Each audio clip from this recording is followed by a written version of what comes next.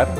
Bapak, Ibu, Saudara-saudari sekalian yang dikasihi dan mengasihi Tuhan, saya senantiasa berharap Bapak Ibu dalam keadaan sehat, penuh sukacita dan selalu percaya jika Allah yang hidup adalah Allah yang senantiasa menolong, menyertai kehidupan kita.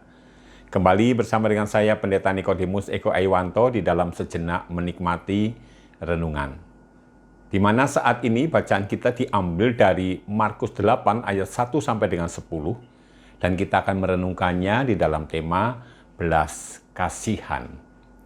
Bapak Ibu Saudara sekalian, jika kita perhatikan Markus 8 ayat 2a, di sana tertulis, hatiku tergerak oleh belas kasihan kepada orang banyak ini.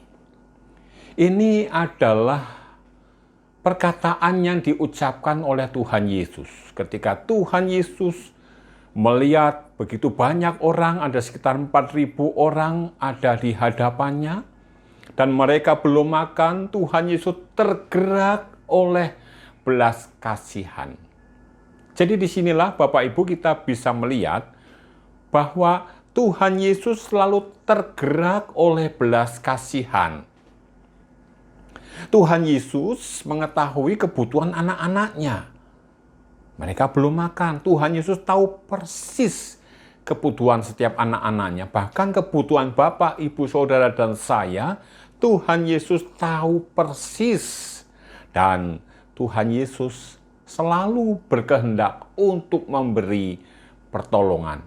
Itulah Tuhan kita. Oleh karena itu, mari kita tetap bersandar kepada Tuhan karena Tuhan sangat tahu siapa kita. Bapak, Ibu, Saudara sekalian, sekarang kita melihat di dalam kehidupan manusia, bagaimana sifat manusia itu. Sifat manusia, kebanyakan orang, tidak semuanya, kebanyakan orang sikapnya tidak mau memberi pertolongan. Karena apa? Karena menghindari kesulitan, karena memberi pertolongan. Kenapa tidak mau menolong? Aduh, nanti urusannya panjang, repot urusannya, maka aku tidak mau menolong. Itu yang terjadi dalam diri manusia. Tetapi Bapak, Ibu, Saudara sekalian, kita selaku manusia baru, jadi Bapak, Ibu, Saudara, dan saya adalah manusia baru, manusia yang sudah di dalam Kristus. Oleh karena itu, mari kita seperti Tuhan Yesus, supaya hati kita pun tergerak oleh belas kasihan. Perhatikan Bapak Ibu, ketika kita melihat ada orang lain susah, mari hati kita tergerak oleh belas kasihan. Sehingga ketika hati kita tergerak oleh belas kasihan, maka ada keinginan untuk menolong.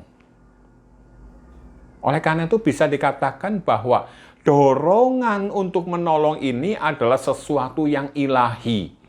Kalau manusia, seperti tadi saya katakan, manusia menghindari menolong orang lain karena takut repot. Tetapi jika ada orang yang mau menolong, itulah sesuatu yang ilahi yang dalam diri orang itu. Oleh karena itu Tuhan Yesus memberikan tantangan kepada para murid, apa yang kamu miliki? Lalu para murid mengatakan kami hanya mempunyai 7 roti. Bapak Ibu, jika kita ingat para murid 12 ditambah Tuhan Yesus, jadi 13 orang, 7 roti ya cukuplah kalau hanya sekedar makan. Tetapi saat ini mereka ditantang, mana rotimu? Roti yang seharusnya mereka makan itu harus diberikan kepada Tuhan Yesus, dan mereka akan tidak makan lagi. Itu pikiran secara manusia. Ini mirip tantangan yang diberikan oleh Elia kepada janda Sarfat. Apa yang kamu miliki? Janda itu mengatakan hanya segenggam tepung dan sedikit minyak. Kata Elia, buatkan roti itu buatku. Setelah itu, cara pikiran manusia, janda ini tidak makan apa-apa lagi. Demikian pula para murid. Ketika Tuhan Yesus bertanya, apa yang kamu miliki? Hanya 7 roti. Itu pun bekal mereka dan untuk mereka makan. Sekarang hendak diserahkan untuk diberikan kepada orang lain. Mereka makan apa? Itu kalau dipikir secara manusia. Tetapi puji Tuhan, para murid mau memberikan kepada Tuhan Yesus apa yang mereka miliki.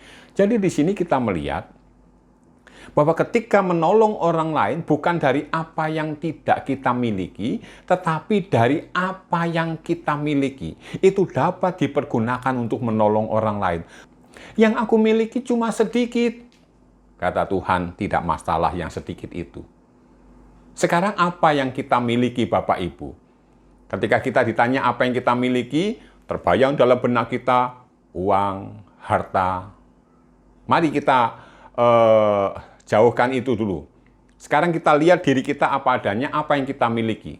Kita punya mulut, punya tangan, punya hati. Itu yang kita miliki, paling tidak itu yang kita miliki.